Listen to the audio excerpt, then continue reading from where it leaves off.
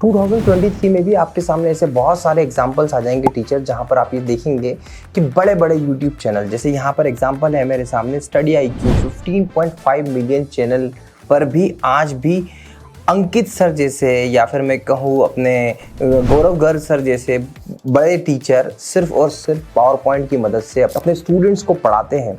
Basically अगर आप इसको PPT को एनालाइज करें, और इस वीडियो में हम यही बात करने वाले हैं कैसे आप ऐसा प्रेजेंटेशन बना सकते हैं और कैसे आपको ये बेसिकली पूरी चीज़ें करनी है। तो अगर हम इस पावर पॉइंट को एनालाइज करें तो आपको एक चीज़ समझ में आएगी कि यहाँ पे देखिए एक नीचे स्क्रॉल डाउन चल रहा है जो पूरा इस तरीके से मूवमेंट कर रहा है। इसके अलावा अगर आप देखेंगे तो यहाँ पे सर ने अपना लोगो लगा के रखा हुआ है, एंड थोड़ी सी एक कट में साइड में एक डिज़ाइन है, एंड इसके अलावा कुछ हेडिंग है। और आप अगर थोड़ा और आगे बढ़ेंगे, देखिए यहाँ पर कुछ MCQs भी लिए हुए हैं। सेम अगर डॉक्टर गौरव गर्ग का देखेंगे आप, तो उन्होंने भी बड़े बेसिक तरीके से काफ़ी इमेजेस उसके साथ में प्ले किया हुआ है। तो अब ये ऐसा प्रेजेंटेशन हम कैसे बनाते हैं, तो हम उसको स्टेप बाय स्टेप समझते हैं। तो सबसे पहले आपको कुछ नहीं करना है, पावर पॉइंट ओपन करना है। पावर पॉइंट को ओपन करने के बाद में यहाँ पे नॉर्मली आप न्यू टैब पे जाएंगे, और न्यू टैब के बाद में बाय डिफ़ॉल्ट यहाँ पर आपको एक सर्च ऑप्शन मिलेगा।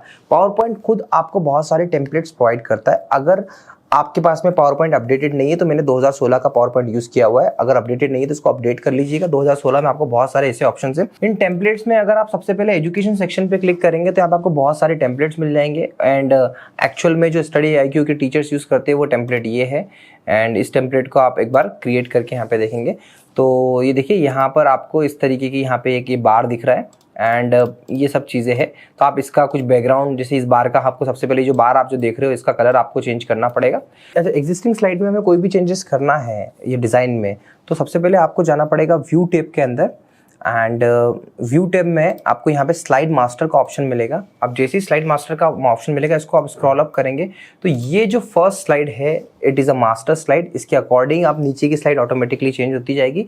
फॉर एग्जांपल मैं इसको यहाँ पे सिलेक्ट करूँगा, एंड इसको सिलेक्ट करने के बाद में अब मैं यहाँ पे राइट क्लिक करके इसका कलर कोई भी चेंज करूँगा। जैसे मैं फिल में यहाँ पे इसका कलर अगर सपोज मैं अपने एजू स्क्वाड के लोगों के अकॉर्डिंग ये ले लेता हूँ, तो ये ऑटोमेटिकली बाकी की स्लाइड्स में भी आप देखेंगे ये कलर चेंज हो जाएगा, राइट।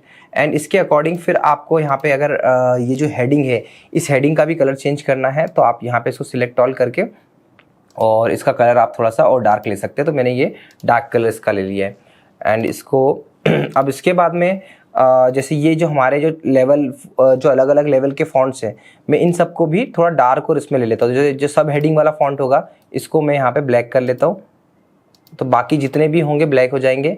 सेकेंड लेवल पे मैं इसको थोड़ा सा डार्क शेड में लेता हूँ, तो मेरा ये जो शेड है ये डार्कर शेड में आ गया।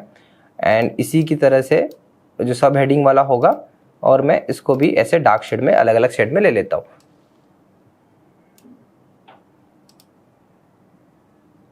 राइट।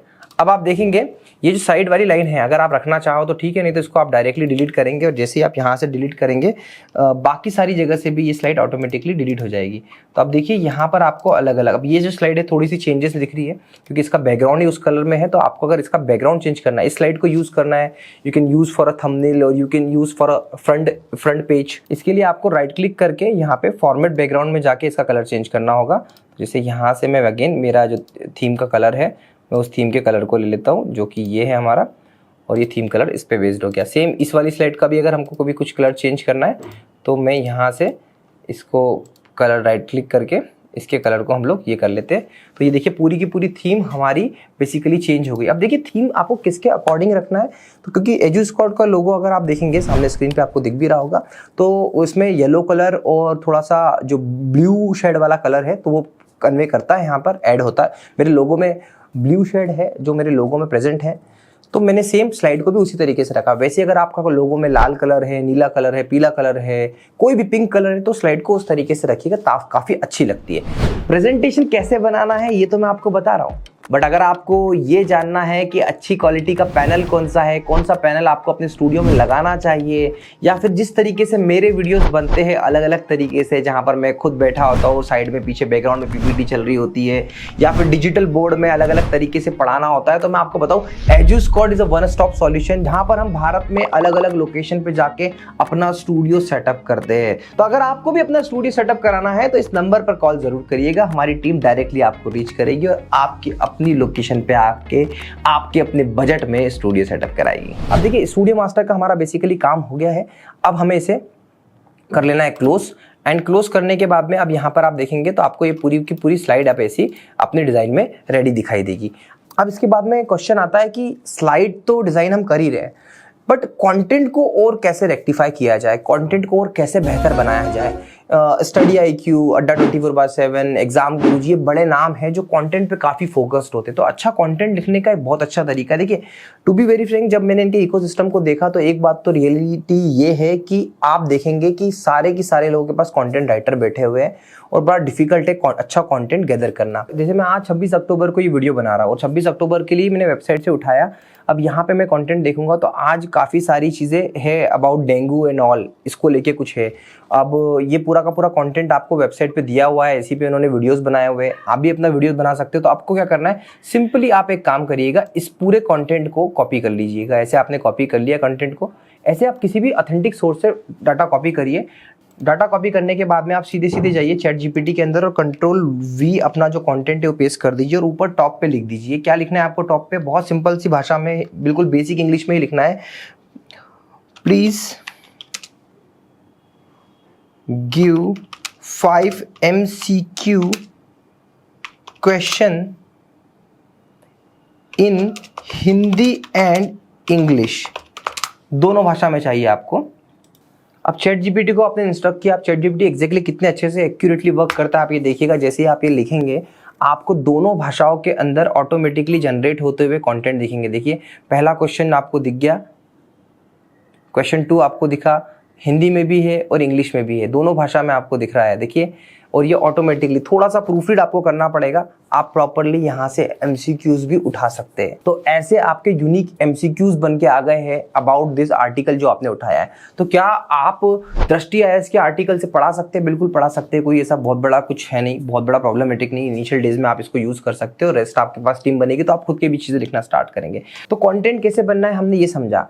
अब यहाँ पे आपको MCQ वाली स्लाइड बनानी है तो आप न्यू स्लाइड के ऑप्शन में देखेंगे तो यहाँ पे आपको इस टाइप की स्लाइड मिल जाएगी जो कि MCQ की तरह एक्ट करती है। तो ये फर्स्ट जो हेडिंग है इसको आप हटा दीजिए, इसको आप हेडिंग को कर दीजिएगा डिलीट, एंड इसके बाद में इसको थोड़ा बड़ा कर लीजिए जहाँ पे ये हमारा क्वेश्चन होगा और यहाँ पे हिंदी क्वेश्चन, इंग्लिश क्वेश्चन और उसके 4 ऑप्शन। अब आपको कुछ नहीं करना है, आपको अपना चैट GPT वाला एक क्वेश्चन उठाना है, पहला क्वेश्चन उठाना है, ये क्वेश्चन 1, और इसको कॉपी कर लीजिए। पावर पॉइंट पे जाइए अपने, और पावर पॉइंट पे किसी एक सेक्शन में इस क्वेश्चन को, यहाँ पे क्वेश्चन सेक्शन में इस क्वेश्चन को पेस्ट कर लीजिए। मेरे हिसाब से 1 बाय 1 पेस्ट करना आपको काफ़ी सही रहेगा। यहाँ पे सिलेक्ट करने के ऑप्शन में आप देखेंगे तो ये आप इसको अपने एग्जिस्टिंग स्टाइल में ही कॉपी करिए, बाद में हम इसकी स्टाइलिंग कर लेंगे। अब जैसे ये हिंदी वाला है, ये 4 ऑप्शन है, तो मैं क्या कर रहा हूँ, ये 4 ऑप्शन को मैं पहले यहाँ से Ctrl+X करके कट कर लेता हूँ एंड इसको यहाँ पेस्ट कर देता हूँ। फिर उसके बाद में हमारे जो ऊपर के 4 ऑप्शन है, जो इंग्लिश वाले 4 ऑप्शन हैं, मैं उन 4 ऑप्शन को भी कट कर लेता हूँ एंड अपने सेकेंड ब्लॉक में पेस्ट कर लेता हूँ। इसके बाद में हमारा जो इंग्लिश वाला क्वेश्चन है उस क्वेश्चन को भी हम लोग यहाँ पे कट कर लेते हैं और फर्स्ट वाले ब्लॉक में इसको पेस्ट कर देते हैं।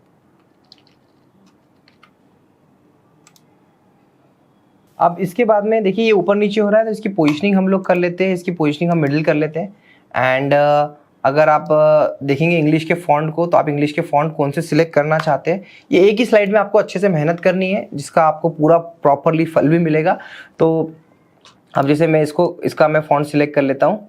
देखिए ये फॉन्ट मैंने कैलिबरी सिलेक्ट कर लिया एंड यहाँ पे हिंदी के फॉन्ट तो ठीक ही लग रहे हैं। इस तरीके से आप सेम इसको भी इन फॉन्ट को भी कैलिबरी में ही ले लीजिए, राइट। और इसके बाद में यहाँ पर भी आपको इस तरीके से ये सेटिंग हो गई, तो आपके हिंदी और इंग्लिश के फॉन्ट पूरे उस तरीके से बन गए। अब इसको थोड़ा सा कलर कॉम्बिनेशन के हिसाब से, अलाइनमेंट के हिसाब से एक बार आप इसको अलाइन कर लीजिए। मैंने इसको पकड़ के इसको बीच में सेंटर में यहाँ पे अलाइन कर देता हूँ। तो देखिए अब हमने क्वेश्चन बनाना देख लिया, कंटेंट बनाना देख लिया। अब यहाँ पर आपको लोगो ऐड करना है। लोगो ऐड करने के लिए सबसे पहले आपको इंसर्ट में जाना है, पिक्चर्स पे क्लिक करना है और दिस डिवाइड पे क्लिक करना है। देखिए मेरा पिक्चर्स मैंने ऑलरेडी यहाँ पे सेव करके रखा है, मैं इसको इंसर्ट कर लेता हूँ और ये सब कुछ हम मास्टर स्लाइड में करेंगे ताकि जैसे मैं यहाँ पे करूँगा बाकी जगह पर भी मेरा ऑटोमेटिकली लोगो रिप्लिकेट हो जाएगा। देखिए सब जगह स्लाइड पे आ जाएगा। तो मैंने लोगो लगा दिया। अब मुझे लगाना है नीचे वाली मूविंग लाइन। उसके लिए मुझे क्या करना पड़ेगा, मुझे होम सेक्शन पे जाना है एंड यहाँ पे एक शेप सिलेक्ट कर लेता हूँ मैं, ये वाला, एंड इसको यहाँ से ऐसे पूरा मैनेज कर लेते हैं, राइट। थोड़ा सा और मोटा कर लेता हूँ एंड ये हो गया हमारा एक शेप आ गया नीचे। अब उसके बाद में मुझे जो भी चीज़ लिखनी है मैं इंसर्ट सेक्शन में टेक्स्ट बॉक्स ले लेता हूँ और जो भी मुझे लिखना है जैसे मैं यहाँ पे लिख लेता हूँ उससे।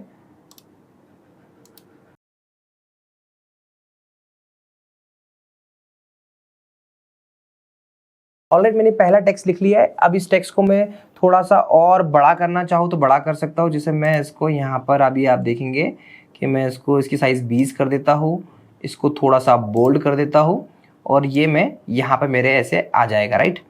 अब एक चीज़ ये लिख लेता हूँ, सेम एक और कंट्रोल सी, इसी को कॉपी करता हूँ, कंट्रोल सी कंट्रोल वी करके यहाँ पे एक रिक्वेस्ट और कर देता हूँ, फॉर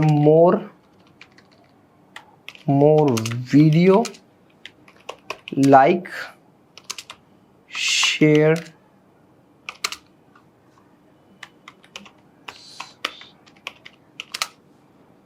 सब्सक्राइब। ये मेरी 2 लाइन बन चुकी है। तो देखिए जो लाइन मुझे स्क्रॉल करानी है मैंने दोनों लाइन लिख ली है। अब मुझे इन दोनों लाइन पे एनिमेशन ऐड करना है। तो मैं फर्स्ट लाइन जो मेरी ये है इसमें एनिमेशन ऐड करने के लिए आपको एनिमेशन पेन पे जाना पड़ेगा, ऐड एनिमेशन के बाद आपको जाना है लाइन एनिमेशन पे।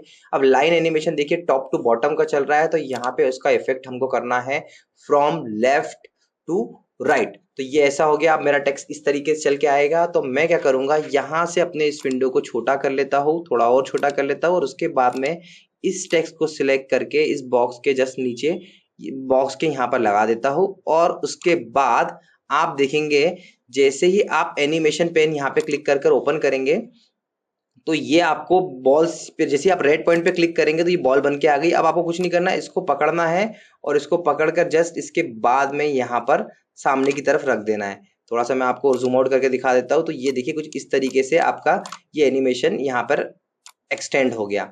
अब आप देखेंगे यहाँ पे जो ये एनिमेशन है, ये एनिमेशन में प्ले करूंगा तो कितनी तेजी से ये टेक्स्ट इसकी तरफ जा रहा है। अभी टेक्स्ट की तेजी को थोड़ा कम करते हैं, तो यहाँ पर मैं इसको 15 दे देता हूँ स्पीड। एंड उसके बाद में ये कब होना चाहिए, तो जैसे ही हमारी स्लाइड आए विद प्रीवियस हम इसको कर देंगे और फिर ये हमारा एक एनिमेशन कंप्लीट हो गया। तो ये जो हमारा सेकंड टेक्स्ट है, अब इसमें भी हमको एनिमेशन लगाना है। तो अगेन ऐड एनिमेशन करा, ऐड एनिमेशन के बाद लाइन एनिमेशन के बाद में हम एनिमेशन का इफेक्ट चेंज करना है, इफेक्ट चेंज कर दिया, राइट। अब ये इसी तरीके से जाएगा लेफ्ट टू राइट। अब यहाँ पे स्टार्ट जो करना है हमको विद प्रीवियस करना है, ड्यूरेशन इसकी हम सेट कर देते हैं 15। अब देखिए दोनों एनिमेशन हमारे हो गए। अब हमें क्या करना है, अगेन इस वाले जो सेकंड वाला एनिमेशन है इसको उठा के पीछे इस तरीके से रख देना है एंड इसको फिर सिलेक्ट करना है रेड वाले पॉइंट को और इस रेड वाले पॉइंट को सिलेक्ट करके इसको अगेन इस स्लाइड्स के इस पार लगा देना है।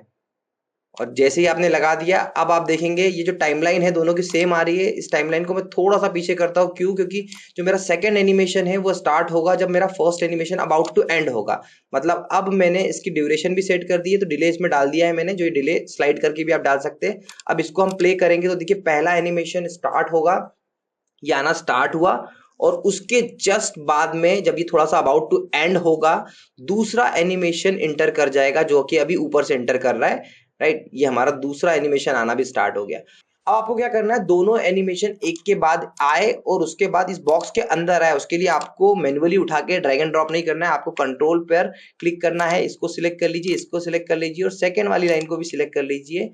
एंड इसके बाद में आपको जाना है शेप फॉर्मेट में और यहाँ पर अलाइन ऑप्शन में इसको अलाइन मिडिल कर दीजिएगा।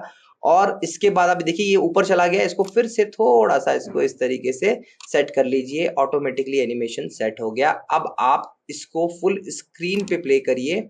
जैसे कि देखिए हर स्लाइड में अब ऑटोमेटिकली जब आप पढ़ा रहे होंगे तो नीचे से यहाँ पर पूरा ऐसा एक टेक्स्ट आ जाएगा और टेक्स्ट आने के बाद में ये टेक्स्ट चल रहा है। टेक्स्ट की स्पीड जैसे मैंने यहाँ 15 करी थी, आप अपने अकॉर्डिंग कर सकते हैं। एंड हमारा यहाँ पर अब सेकेंड वाला टेक्स्ट भी इंटर होना स्टार्ट हो जाएगा। तो इस तरीके से आप देखेंगे कि आप प्रॉपरली आप हर एक स्लाइड में आपका ये एनिमेशन बन गया।